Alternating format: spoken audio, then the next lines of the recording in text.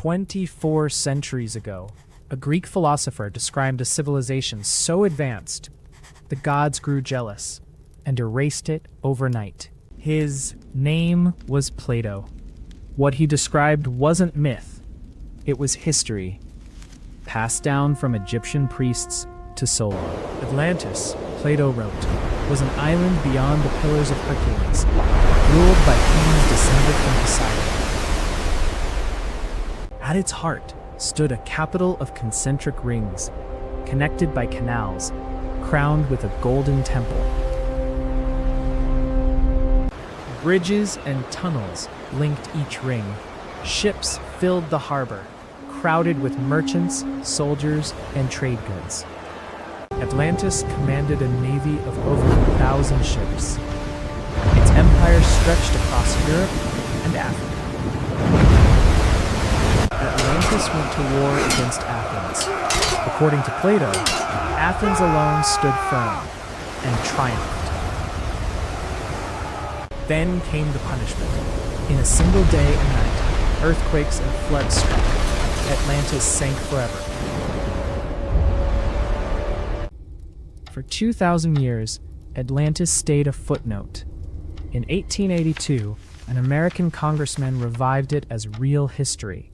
Ignatius Donnelly argued Atlantis was the mother civilization, origin of Egyptian pyramids, Mayan temples, ancient cultures worldwide.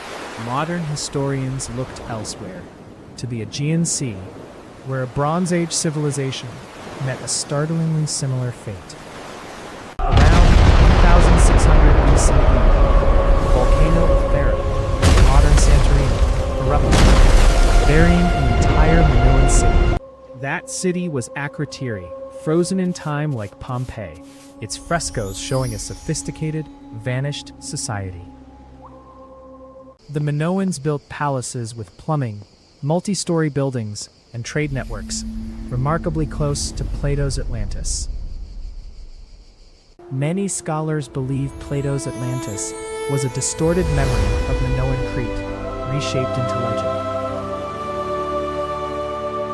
Others point instead to southern Spain, to a marshland once part of a lost city, Tartessos. Using satellite radar, researcher Richard Freund found concentric structures buried in mud, matching Plato's ringed city. Tartessos was a wealthy civilization, famed for silver mines, yet it vanished from history almost without trace. In 1968, divers off Bimini in the Bahamas found something stranger, a mile-long path of massive stones. The Bimini Road sparked speculation. A road, a harbor wall, or simply natural rock? The debate continues. Geologists mostly agree it's natural beach rock, but its symmetry keeps pulling explorers back to these waters. Other theories point to the Azores, a volcanic archipelago sitting right where Plato placed his empire. Around the same era, an even larger mystery struck the Mediterranean: the collapse of Bronze Age civilizations. Historians call it the Late Bronze Age collapse. Push them back into the sea! Swept through, and empires ceased to exist. Egyptian temple carvings describe the chaos. Entire peoples uprooted, fleeing by sea, no land able to resist. On Sardinia, the mysterious Nuragic people built thousands of stone tower fortresses, their language still undeciphered. Some researchers link the Nuragic decline to the same collapse, and speculatively, the same disaster Plato described. Today, marine archaeologists use sonar and submersibles to scan the ocean floor, searching for definitive proof.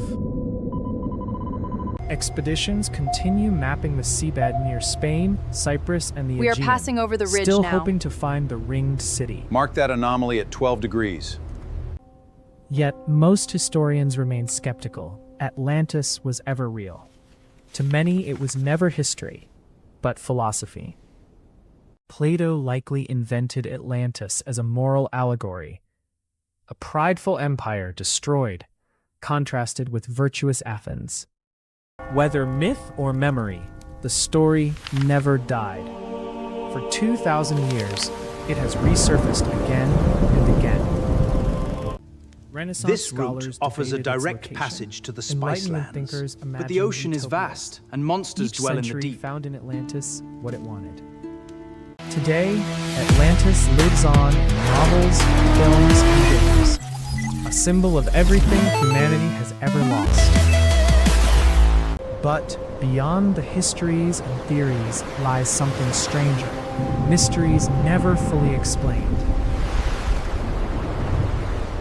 Off Japan lies the Yonaguni Monument, a massive underwater formation with sharp angles and terraced steps. Some believe it's natural sandstone. Others insist its right angles are too precise to be man-made by accident.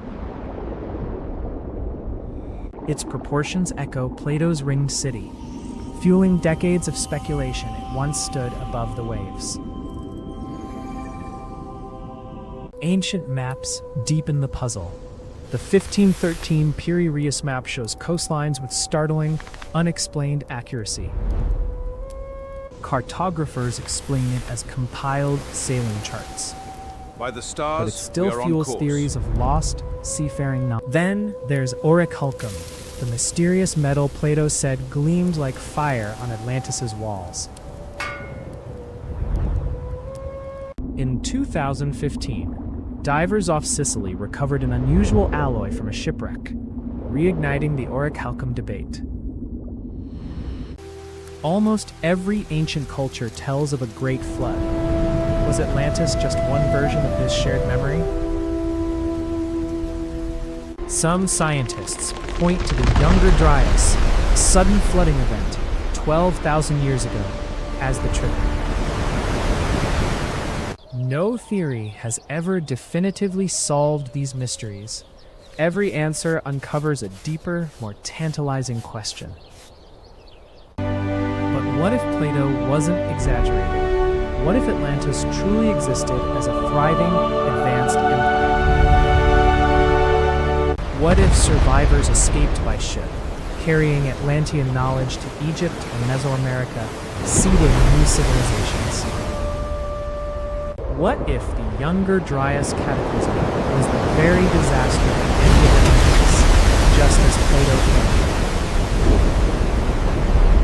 What if every flood myth on Earth, Noah, Gilgamesh, the Maya, remembers the very same lost world? We may never find Atlantis. Perhaps its true power was never the city, but the questions it forces us to ask.